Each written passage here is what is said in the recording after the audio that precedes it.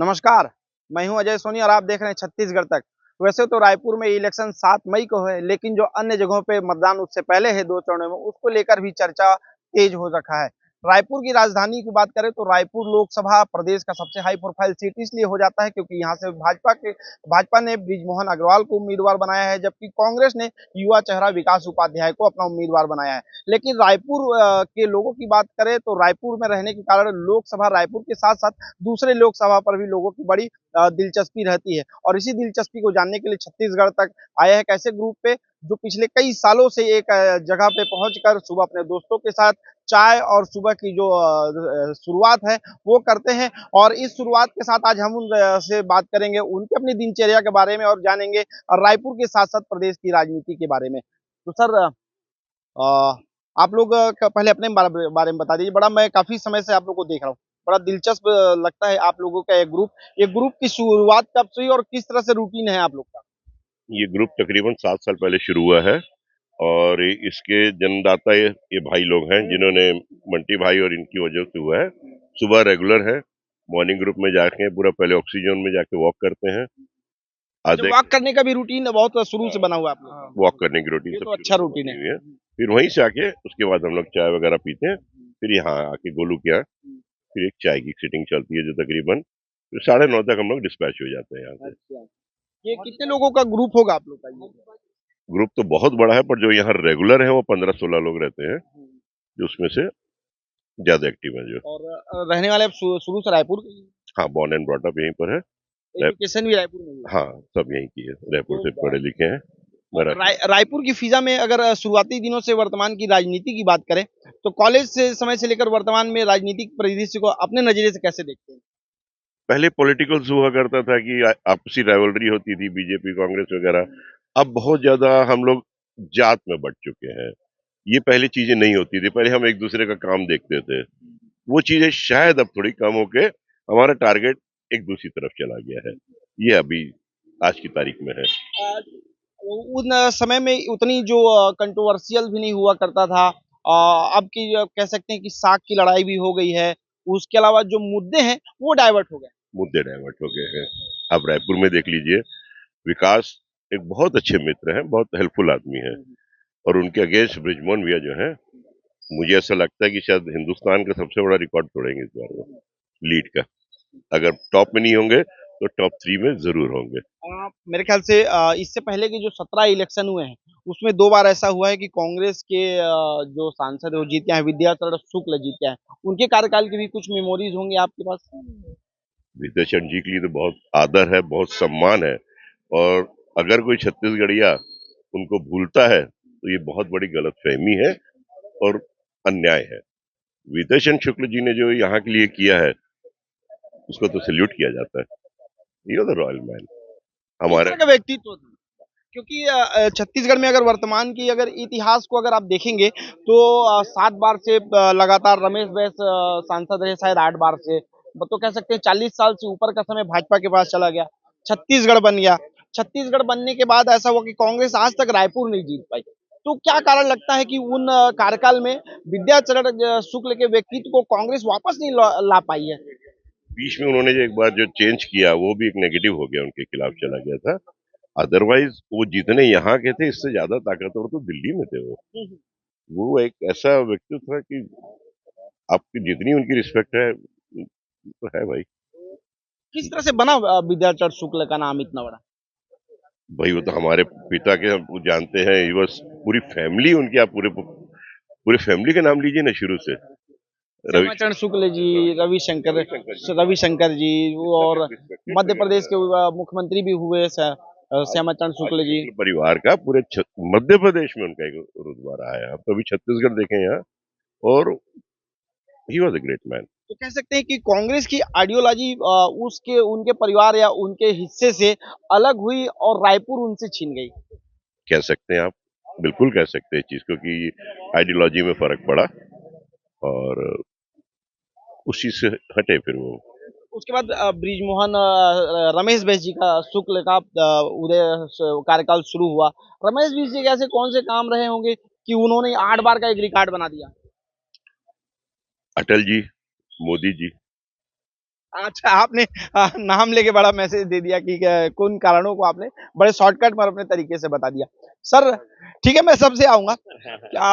Group में मैं देख रहा था, आप लोग खुद से ज़ाहिर कर रहे थे कि हम अभी उस ओल्ड एज में पहुँचे ही नहीं है। खुद को युवा और सांस तक वैसे ही रहेंगे हम लोग तो। अंतिम सांस तक जैसे है वैसे ही रहना चाहते हैं सब, और सबका साथ रहेगा तो ऐसे ही रहेंगे। किस तरह की विचारधारा बनती है जब आप लोग जुटते हैं, सब एक साथ मॉर्निंग पे आते हैं, सुबह की शुरुआत और दिन बन जाता है, या कभी-कभी ऐसा होता है कि यार सुबह-सुबह गए तो दिन खराब हो गया? नहीं, वैसा नहीं है, दिन यहाँ आके खराब होता ही नहीं है। यहाँ आ गए मतलब यहाँ से दिन की शुरुआत और सारा दिन बढ़िया निकलता है, कहीं कोई वो नहीं। मतलब सुबह दोस्त दोस्त यारी की ग्रुप। हाँ, दोस्ती यारी एक परिवार हो गया है पूरा, वैसे एक परिवार फिर उधर घर जाकर के है। तो अब तो थोड़ा-सा इलेक्शन का माहौल आ गया। लोकसभा चुनाव चल रहे हैं, उसी की जो चर्चाएँ हैं वो भी आम हो चुकी है। रायपुर में अगर बात करें, बृजमोहन अग्रवाल या भाजपा, भाजपा को कांग्रेस क्यों नहीं बीट कर पा रही है? नहीं, देखिए, इस मामले में एक ही चीज कहना चाहूंगा, जो अभी की स्थिति बनी हुई है, जो विधानसभा के पहले कांग्रेस की स्थिति थी 75 सीट, वही आज भाजपा की स्थिति है 11 सीट। देखिए क्या होता है आगे फिर। तो भाजपा ने तो अब ये चैलेंज में ले लिया है कि पूरी छत्तीसगढ़ में अगर 11 लोकसभा सीटें हैं, तो पूरी की पूरी 11 सीटें इस बार हम जा रहे हैं। जो 75 था वो आज 11 पे टारगेट है। टारगेट है। देखते हैं 75 का क्या हुआ, आप जान रहे हैं, 11 का भी देख लेंगे। अच्छा, जब जब जिन जिन पार्टियों ने टारगेट सेट किया, बीजेपी ने 2018 में किया 65 पार, 15 में आगे सिमट गई। कांग्रेस ने कहा 75 पार, 35 में आगे सिमट गई। और उसके आगे कहा इसके मैं कुछ नहीं बोलना चाहता, मैंने बोल दिया ना, जो स्थिति वहां थी आज यहाँ पर है। आज 11 का टारगेट है, देखिए क्या होता है। प्रॉपर रायपुर की बात करें तो रायपुर की घर परिवार है, बट कामकाज को लेकर बृजमोहन अग्रवाल जी का 40 साल का अपना एक व्यक्तित्व है और लंबा रिकॉर्ड भी उन्होंने बनाया है। निश्चित रूप से वो सत्ता में रहे हो ना रहे हो, तो उनका कौन सा ऐसा व्यक्तित्व है जो उनको मजबूत बनाता है और वो परिणाम में दिख जाता है? जनाधार, जनाधार, जन के नेता है वो। जनाधार उनका तगड़ा है। वो मतलब एक विधानसभा सीट से लड़ते हैं, लेकिन पूरा शहर, पूरा छत्तीसगढ़ उनको जानता है। ये उनका सबसे बड़ा प्लस पॉइंट है। मतलब ये कि बृजमोहन को ये कह नहीं सकते कि दक्षिण में सिमट के रह गए हैं। उन्होंने अपना ऑरा एक कह सकते हैं उस लायक बना चुके हैं। प्रदेश क्या, अभी अब देश की राजनीति में और बनेगा उनका। अच्छा, तो अफसोस भी रह गया क्या रायपुर वालों को कि बृजमोहन अग्रवाल का पारी इतना अच्छा चल रहा था, मंत्रिमंडल में काम कर रहे हैं, अब अचानक से उन्हें दिल्ली भेजने की तैयारी कर दी? एक कुछ सोच होगी मोदी जी की अच्छी उनके पीछे, नए लोगों को वो लेकर के आ भी रहे हैं, तो हो सकता है कुछ सोचा होगा उनके लिए, इसलिए बुलावा है। अच्छा, जैसे मैं आपके अपने सहयोगियों से बात कर रहा था, उन्होंने कहा शुक्ल परिवार के बारे में चर्चा की और निश्चित रूप से उन दिनों में शुक्ल परिवार का जो नाम था, निश्चित रूप में उस समय तो अविभाजित मध्य प्रदेश हुआ करता था, मध्य प्रदेश में छत्तीसगढ़ रहता था और छत्तीसगढ़ ना होते हुए मध्य प्रदेश को भी शुक्ल परिवार की वजह से दिल्ली में वजन बढ़ता था। तो क्या आप मानते हैं कि उसके बाद से इस क्षेत्र का जो प्रतिनिधित्व है दिल्ली में करने के लिए उस तरह का ऑरा बन नहीं पाया है? कह सकते हैं, कह सकते हैं, वैसा था पहले, लेकिन अब ऐसा नहीं है। तो अब वो कमी लगता है कि बृजमोहन जी अगर दिल्ली जाते हैं तो शायद वो शुक्ल जी की या पहले के जो राजनीतिक छत्तीसगढ़ मध्य प्रदेश का नाम को बड़े प्रमुखता से वहां पे स्थापित कर पाते थे, बृजमोहन अग्रवाल कर पाते। बिल्कुल कर सकते हैं, और वैसे भी डबल इंजन की सरकार रहेगी तो फायदा तो होना ही है प्रदेश को, ऐसा तो है नहीं तो डबल डबल इंजन की सरकार एक तरफ हो रही है, दूसरी तरफ क्या बोलते हैं, कांग्रेस के पास फ्यूल भी नहीं है। है। उसके लिए कोई कमेंट नहीं। कुछ और लोग हैं, क्या कहेंगे अभी इन दिनों रायपुर की बात करें तो लोकसभा चुनाव को लेकर क्या लगता है? मैं अभी तो जिस तरह से माहौल बना हुआ है, वो सब यही लग रहा है कि इस बार बोलते हैं ना, मोदी मोदी साहब का जो है कि इधर थोड़ा सा वो सूर्य सूर्य का रोशनी का दिक्कत आता है कैमरे से, इसलिए जैसे आपका फ्रेम चेंज करें और जरा जी। जी, 4 जून को जो है ना 400 पार जो बोले हैं वो हो जाएगा, क्योंकि जिस तरह से व्यवस्थित रूप से जो ऑर्गेनाइज तरीके से बीजेपी काम करती है, ये आज से नहीं, पिछले जब से मोदी साहब आए हैं वो पूरा सिस्टमेटिक और ऑर्गेनाइज मतलब Organize। किस तरह का ऑर्गेनाइज? और नहीं, मतलब उनको पता है कि क्या करना है, उनके पास प्लान है, विजन है, उनके पास मिशन है, उनके पास कोई एक मोटो है, उद्देश्य है, देश के लिए उद्देश्य है, आने वाले 2047 तक बोल रहे हैं विकसित देश बनाना है। विपक्ष में जो जी, लोग जी। पार्टियां हैं, कांग्रेस या उनके साथ जो अन्य गठबंधन की पार्टियां हैं, उनका कहना है कि वो विपक्ष को खत्म कर रहे हैं, क्योंकि ये भी एक भाजपा के प्रबंधन का हिस्सा है क्या? नहीं नहीं, विपक्ष को खत्म नहीं कर रहे हैं वो, मतलब जैसे बोलते हैं ना कि जो लोग काम ही नहीं करेंगे उस तरह से, वो ऑर्गेनाइज नहीं है, उनको खुद को नहीं पता उनकी पार्टी में क्या हो रहा है, उनको ये नहीं मालूम कि किसको कहां पर क्या टिकट देना है, किस तरह से करना है, वो उतने अवेयर ही नहीं रहते हैं। आप एक बार देखिए, मोदी साहब ने इतने सालों में कभी छुट्टी नहीं ली, कभी कहीं नहीं गए, वो अपना लगातार कार्य कर रहे प्रधानमंत्री जी का छुट्टी को लेकर बड़ा जिक्र करते हैं। प्रधानमंत्री जी का छुट्टी कितना इंपॉर्टेंट हो जाता है। हैं। इंपॉर्टेंट इसलिए होता है कि जो सर्वोच्च पद पे बैठा हुआ है वो एक दिन भी नहीं निकाल रहा। आइए आप उसकी छुट्टी को मत देखिए सर, उसके काम को देखिए कि वो आदमी जो है आज 65-70 साल की उम्र में 5-10 साल प्रधानमंत्री बना है और 15 साल सीएम रहा है। उस आदमी ने एक भी छुट्टी नहीं, एक भी दिन अपने परिवार के लिए, अपने स्वास्थ्य के लिए। कल मैंने रविशंकर प्रसाद जी का इंटरव्यू देखा था, उनमें देखा था कि उन्होंने बताया था कि मैंने उनको आज तक मोदी जी को जमा ही लेते हुए नहीं देखा है। जो आदमी 8-10 साल तक तपस्या करने के बाद में हमारे देश में आया तो हमको उसकी तारीफ करना चाहिए। आज विदेश लोग, पाकिस्तानी लोग उनको बोलते कि हमको ये प्रधानमंत्री दे दो, जैसे बोलते हैं तेंदुलकर हमको दे दो। विपक्ष तो पानी पी के कोस रहा है। वो तो उनका आदत है कोसना। देखो विपक्ष में कांग्रेस रही है 30 साल, 50-60 साल विपक्ष में रही है ना, तो उनको अभी विपक्ष का क्या भूमिका निभाना है उनको नहीं आता है ना। उनको जो मुद्दे अभी वो इंडिया गठबंधन ने दिल्ली में रैली की और लगा जमकर भाजपा पे निशाना साधा, बोला लोकतंत्र खतरे में है, विपक्ष को कुचला जा रहा है, उनके खाते फ्रीज किए जा रहे हैं। देखिए कांग्रेस के खाते जो फ्रीज किए हैं ना, वो 2-4, 15-20 तो खाते पूरे देश में उनके खाते हैं क्या? पूरे देश में खाते बंद हो गए क्या? 15-20 तो खाते फ्रीज किए हैं, है ना। कुछ इनकम टैक्स का मामला है, वो इनकम टैक्स वाले सलटेंगे ना। आपको लूज मोशन होता है तो आप सीधा मोदी के पास चले जाते हो। आपकी तबियत खराब हुई मोदी की वजह से हुई, हर 1800 करोड़ का फाइन। फिर आपको 1800 करोड़ रुपए का जो फाइन हुआ है तो इनकम टैक्स देखेगा ना जी। आप चोरी करो, आप वो करो, अचानक इलेक्शन से वो कई टाइम से चले आ रहा है, खाली इलेक्शन की बात नहीं है। इलेक्शन तो हिंदुस्तान में 5 साल में कहीं ना कहीं चलते रहते हैं हिंदुस्तान। रायपुर की बात करते हैं।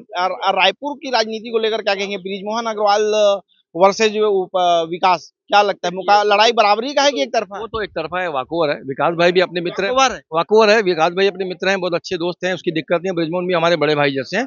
लेकिन जो एक माहौल चल रहा है देश में, बाकी सब देश में युवा जो है वो बाकी लोग कोई पढ़े लिखे ऐसे तो नहीं है अनपढ़ है, सब जानते हैं। सोशल मीडिया का जमाना है, आप टीवी के सामने आके इतना झूठ बोलोगे केजरीवाल ऐसा ये है वो, सब पब्लिक जानती है। सब आजकल पढ़े लिखे लोग, गांव गांव में टीवी मोबाइल सब चला गया है भैया, सब जानते हैं कौन क्या कर रहा है। आपको कोसने से और नहीं कोसने से कोई मतलब ही नहीं है, सब समझते हैं, लोग पढ़े लिखे लोग हैं। वो तो कांग्रेस वाले भी सभी बोलते हैं सब क्यों समझ। नहीं, इस अच्छा, बीजेपी आ रही है। बड़े भाई बृजमोहन जी को बताया आपने, तो बड़े भाई को दिल्ली भेज रहे हैं, दिल्ली भाई को रायपुर से दिल्ली भेज रहे हैं, तो खुश हैं आप लोग की थोड़ा सा? कुछ है, देखिए हमारा बड़े भैया जैसे हैं, वो अगर मान लो सामने जाके और तरक्की ऊपर जा रहे हैं, राज्य से केंद्र में जा रहे हैं, तो हम लोग को खुशी होगा ना कि उनकी जगह कोई और आएगा तो उनको भी। देखिए चर्चा मार्केट में चर्चा ऐसी भी है कि बृजमोहन अग्रवाल जी का वरिष्ठता को देखते हुए जो वर्तमान में जो कैबिनेट बना हुआ है, उस कैबिनेट में जो कम अनुभव वाले हैं उनके साथ थोड़ा सा मैच नहीं हो पा रहा है, इसलिए फैसला लिया गया कि उनको दिल्ली भेजा जाए ताकि यहाँ पे थोड़ा सा एक नई लाइन तैयार हो पाए। छत्तीसगढ़ की नहीं है, बहुत सारे राज्यों में जो है ना विधायकों को केंद्र में ऊपर में लेके आ रहे हैं, ताकि जो नए यहाँ के जो युवा लोग हैं, छत्तीसगढ़ के भाजपा युवा के लोग हैं, उनको थोड़ा ऊपर प्रमोट कर रहे हैं कि थोड़ा प्रतिनिधित्व भी करना है ना।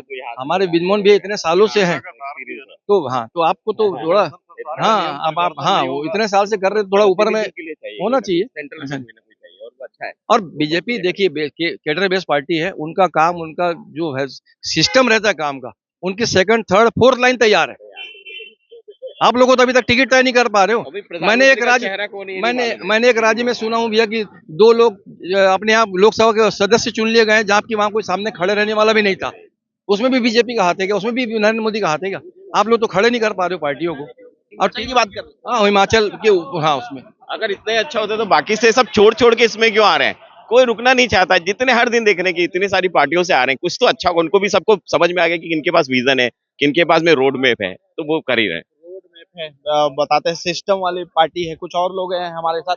सर रायपुर की खास करके बात करें तो क्या लगता है, विकास वर्सेज बृजमोहन अग्रवाल? बृजमोहन अग्रवाल क्यों? एक नाम है, जलवा 40 साल का राजनीति का तजुर्बा है उनको। तो तजुर्बे में आप लोगों ने रायपुर में कौन सी ऐसी चीजें देखी जो लगता है कि बृजमोहन अग्रवाल ने उसको एक पहचान दिलाने के काम?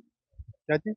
कौन से ऐसे काम लगते हैं कि एज ए मंत्री 15 सालों तक वो मंत्री रहे, निश्चित रूप से रायपुर में विकास कराने की बात हो या रायपुर में डेवलपमेंट की बात हो, उसमें भी बहुत बड़ा योगदान रहा? बहुत बड़ा योगदान है और हर जगह एक्टिवेट रहते हैं और उनको 40 साल का बहुत अच्छा तजुर्बा है। विकास विकास तो अभी नया नया देखा है, बाकी ब्रजमोहन को 40 साल जान रहे हैं।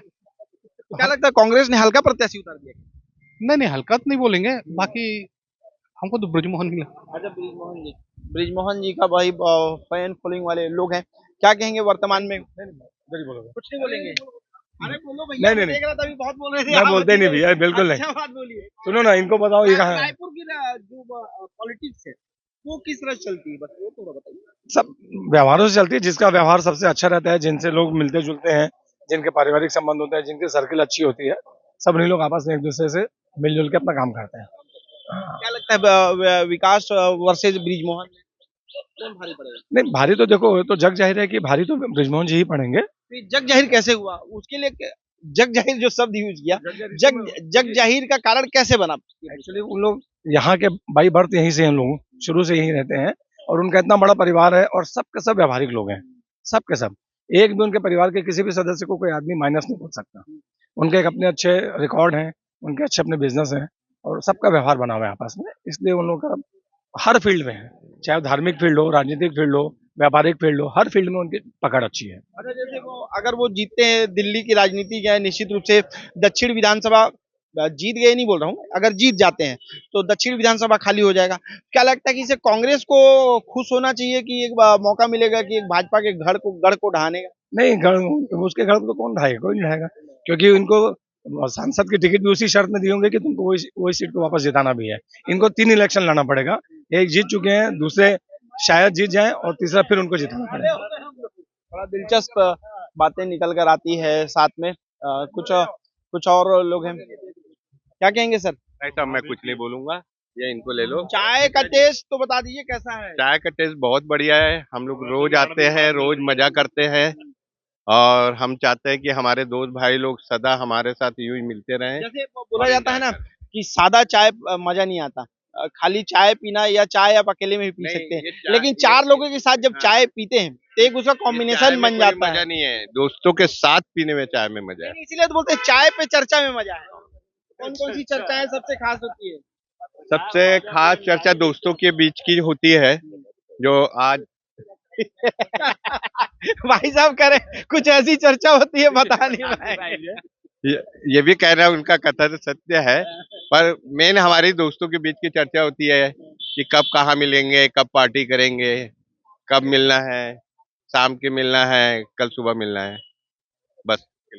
अच्छा, वो क्या मॉर्निंग ग्रुप का नाम क्या बताया था, मैं भूल गया। यंग, हाँ जी, यंग मॉर्निंग बॉयज का है। Young morning boys. और एक हाँ। आप जैसे अभी पूछ रहे थे कि जग जाहिर कैसे ब्रिजमोहन भैया का, एक तो उनकी अपनी पर्सनालिटी है, एक वो खुद बंदा जो है ब्रिजमोहन अग्रवाल बोलना ही बहुत बड़ी चीज है, एक वो इफेक्ट है। सेकंड इफेक्ट, जब भी ये लोकसभा के इलेक्शन होते हैं तो ऊपर जो प्राइम मिनिस्टर का चेहरा है वो बहुत बड़ा फैक्टर होता है, तो यहाँ वैसे ही डबल इफेक्ट आ जाएगा।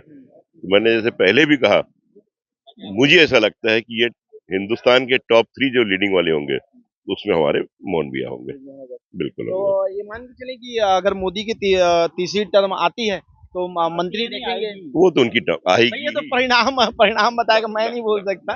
मोदी जी तो आएंगे ही, इसमें कोई दो मत नहीं। कैबिनेट में मंत्री देख रहे हैं? हम चाहते हैं कि वो रहे, हम एज उनके वेलविशर, ये हमारे लिए बहुत खुशी की बात होगी कि मोहन भैया अभी तक जो यहाँ का कर रहे थे नेतृत्व, दिल्ली में करें। ये अब आपने उनका बात किया और कैबिनेट की बात करें तो इस वर्तमान जो 5 साल चल रहा है, कहीं ना कहीं मानते हैं कि केंद्रीय कैबिनेट में छत्तीसगढ़ की उपेक्षा हुई? मेरे को बहुत ज्यादा पॉलिटिक्स की अकल तो नहीं है, बट हम ये चाहते हैं कि अगर मोहन भैया तो जीतेंगे ही, मोदी जी आएंगे ही, इनको वहां दिल्ली मिलना चाहिए। तो ये मॉर्निंग यंग ग्रुप है, यहाँ पे अक्सर ये करीब 7-8 सालों से यहाँ पे आ रहे हैं और अपने दोस्तों के साथ, और ये बुजुर्गों का ग्रुप है, उसके बगल में यंग लोगों का ग्रुप है, और इस ग्रुप का नाम है यंग लीडर्स ग्रुप। और निश्चित रूप से इस तरह की जो ग्रुप होती है, उन ग्रुपों में जो चर्चाएं होती है, निश्चित रूप से चर्चाएं हमेशा अलग अलग विषय पर भी होती है, लेकिन जब बात और दौर और जब समय सियासत पर चल रहा हो तो निश्चित रूप से चाय पे चर्चा सियासत की ही चलती है। सहयोगी साहिल के साथ अजय सोनी, रायपुर, छत्तीसगढ़ तक।